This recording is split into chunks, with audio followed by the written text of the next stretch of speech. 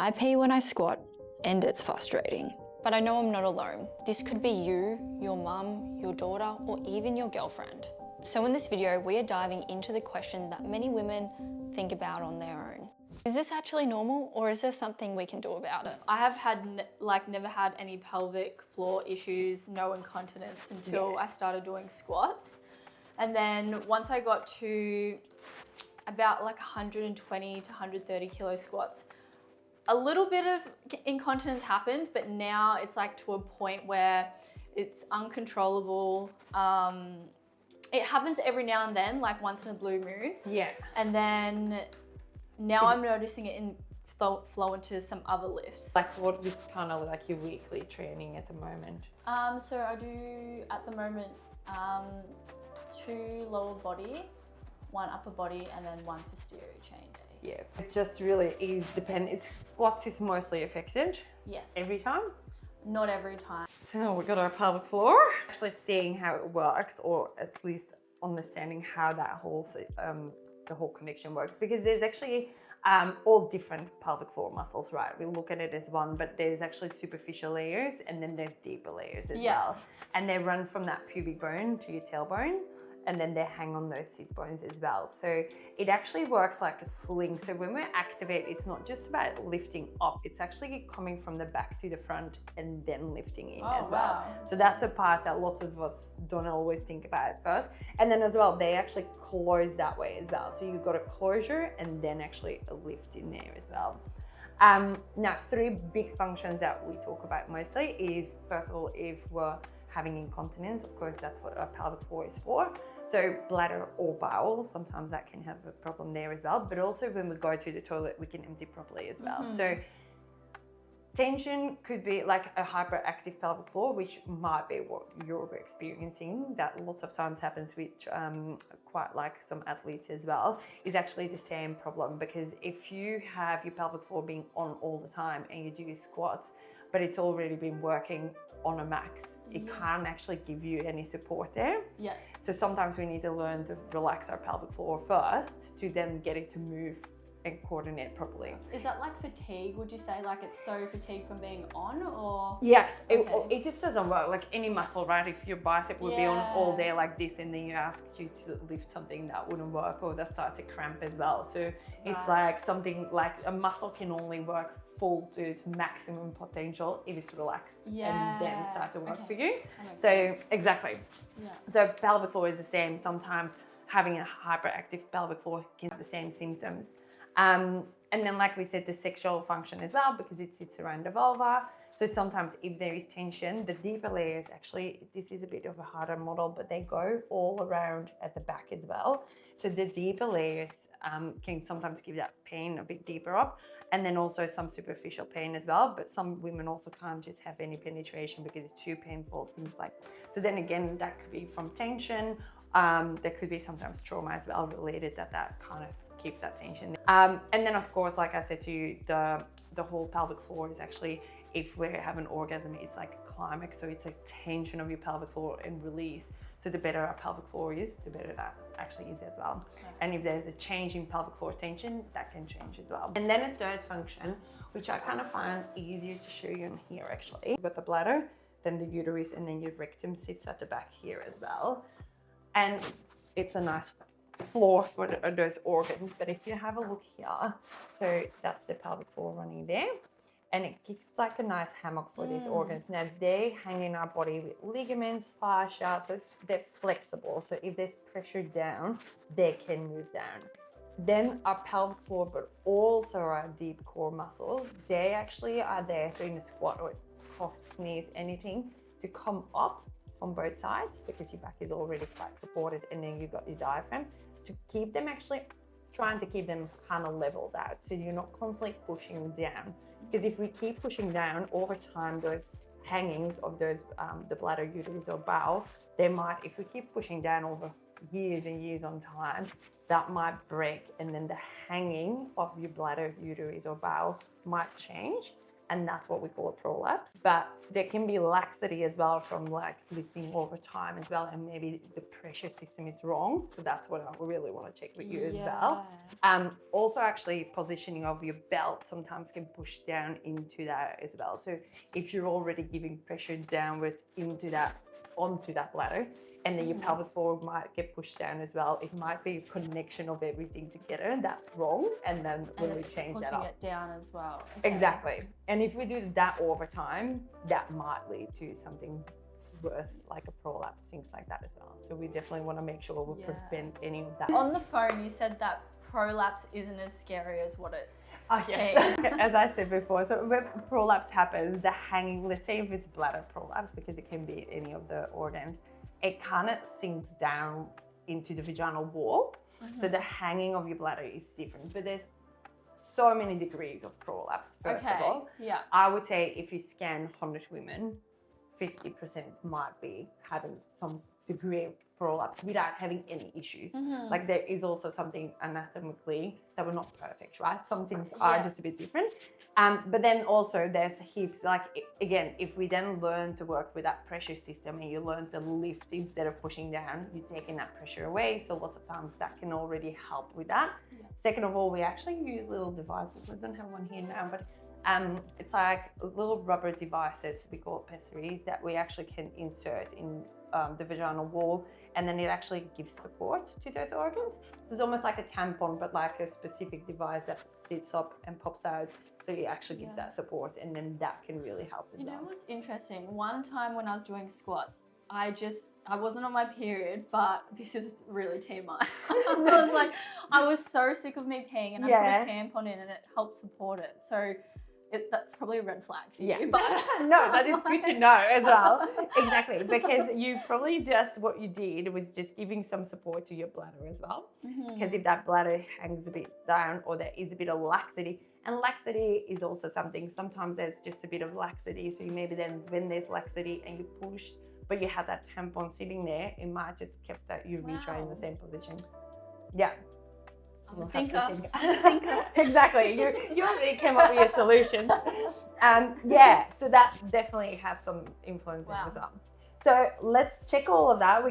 I can also check where your bladder is and where your uterus sits and all of that, so then we know exactly if there is any drop or not.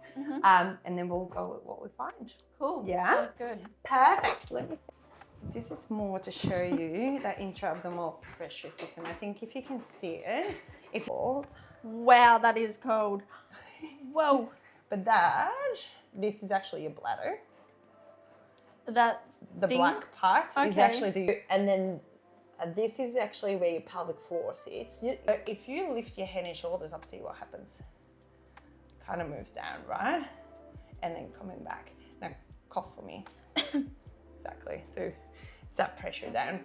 Now, I know laying down this is hard, but could you try to brace for me? Like how I usually do on a squat? Yeah. Exactly. So relax for a second. Good. Let's try that again. So you're sitting here. Do that again. So see that you're kind of pushing down quite a bit, right? Well, yeah. So that is where we really want to work on as well. Bracing is okay. Bracing eventually is taking a deep breath in to stabilize this spine with that air, right? So that is fine. But then actual Valsalva bracing means you're closing your glottis and you think that you're breathing out while you're bracing. So then you get back to where we were before, that activation of your core pelvic floor. If you close your glottis and brace up, your diaphragm pulls up and it should come up instead of pushing down. And think you want to pull in and up. That's it. You feel that as well? Oh my God, I feel so dizzy. But Let go of the breath for a second. And then breathing out, think your pelvic floor comes on. That's it. And now that's what you want to do against the balloon. So that's almost like what you do with bracing as well. So try that.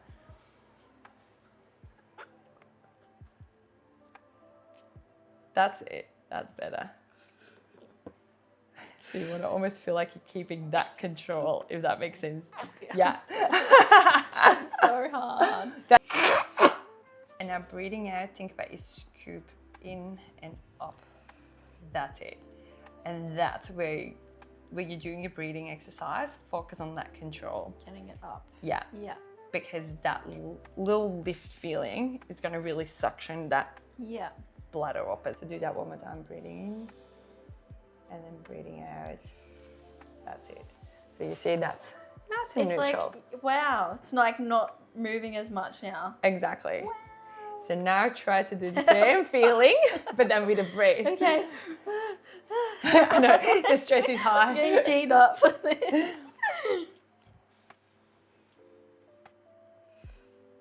That's much better than just before. So yeah, had knots in my pelvic floor, and she said that it also was a combination of a tight hip as well. Those two intertwined. So she said she wasn't surprised with anything like that. But one interesting thing that I have heard with the pelvic floor is sometimes when the hips are tight or the pelvic floor is tight, a lot of things can happen that can build up a lot of tension in the pelvic floor. So things like anxiety, mental health, even sexual assault as well. Yeah, pelvic floor, it is so complex as well. Just like any other injury, like pain in itself is just so complex. Like you don't know what it's from. Some people just have tightness in areas that you're not really sure why, and your brain sometimes just does weird shit, and that's an example of it. Like for me, not really sure why my pelvic floor is so tight, but now I'm just more so having to learn to relax my pelvic floor. She's going to send me some homework for me to do to learn how to relax the pelvic floor. It's been 2 days since I've seen Liesbeth, so today we're going to be doing a bit more practical stuff on how we can actually help the list that I've been doing, and just some other areas that need to be considered. There's actually exercises that can help with it too, which I'm really excited to dive into. Pelvic floor and your glutes are your best friends as well. There's actually lots of research that if we work on our glutes, your pelvic, like bladder urgency really goes down as well. So it really has big correlation. So I think adductor strength, adductor stability, but also hip mobility, massive as well. So with that hip mobility, do you do any exercises for your hip? I do hip aeroplanes. Yeah, they're so good. I love airplanes. Yeah, I've been playing with them and weighted to progressively overload them lately. And then just like leg swings, and then I get under the bar. Exactly.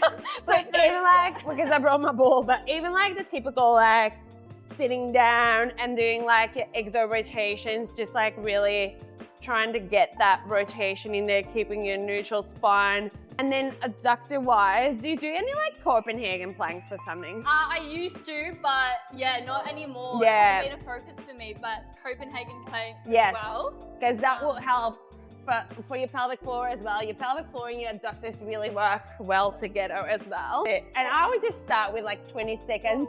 Bring your legs up. Now see how much pressure you already have out straight away. Yeah. And that is purely, again, that brain training. Yes, that's good. And then keep that control when you're going out with your arm and leg.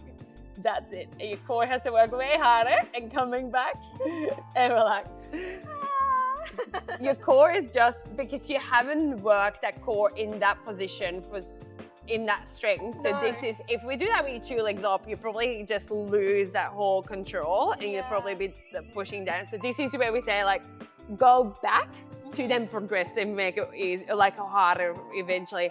But it is lots of people that I see for like prolapse related, incontinence related, how strong they are. Sometimes we just have to strip back that whole core situation and even do things on their knees and have feet down and just one leg lift, but with the correct control. Just to repeat, like it's like we said, that brain training. And what is it? Research says like 1,000 repetitions makes that your brain start to know that that's what you need to do. Like, again, we're not perfect. A bit of a bulge is also not the end of the world. Yeah. But like, we're not perfect, but like we want to reduce and support as much as we want, right? Like as we can, at least, to prevent later on issues as well. Look at, I'm going to stare at your tummy. Yeah.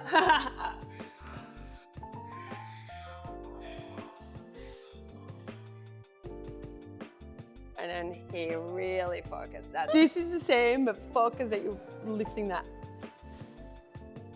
That's better. and then keep that. How did that feel? That felt amazing. Yeah, that felt so good. So much different. Yeah. The more you do it, you'll feel that pressure down when you do it wrongly. Yeah. And then think about it, like, you're probably exhausted by that time. Like, that could be one thing. Then also, if you're going into your PB once, like, and you've been training and that whole, like, building up, it might be one thing that goes, but we don't want it to be a constant. A bit of fatigue can also play a role in it. Absolutely. Too. Yeah, absolutely. It will give away that fatigue kicks in as well. So that's why, but then you do lots of that rest either way. So you'll get that muscle to rest as well.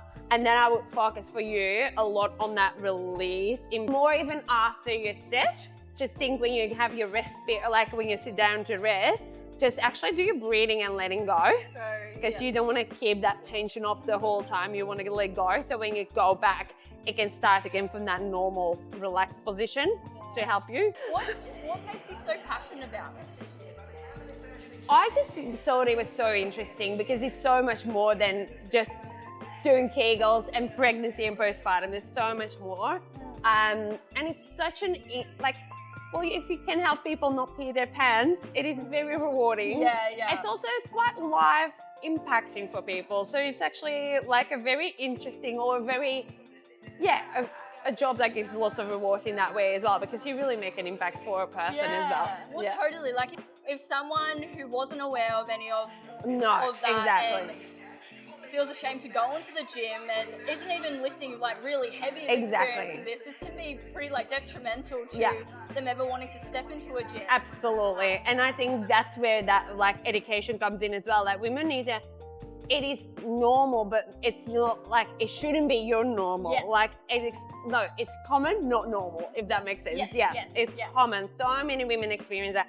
And same as like sneezing or coughing. So many like gymnastics have a really hypersonic pelvic floor, and they would have lots of issues there as well. And it's so, you only see them then later on in their life and they're like, oh, I used to just do like all this gymnastics and I actually already was like sneezing and like having incontinence, but they never addressed it because it's like, you're a woman, it's normal. Like it's like, it's common, but it's definitely something we can work on. It's not your new normal. You need to look that it's an injury and we're doing, something is not working or functioning correctly.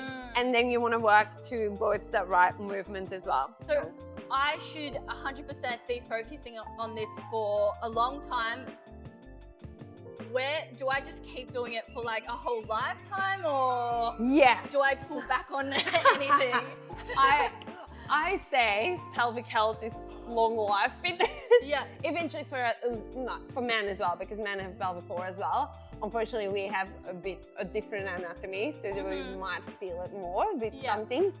But I do think it will be something to constantly think about. Definitely if you want to keep lifting heavy as well. Pelvic floor is just a muscle like another, and it needs to work exactly the same for you to have a proper function.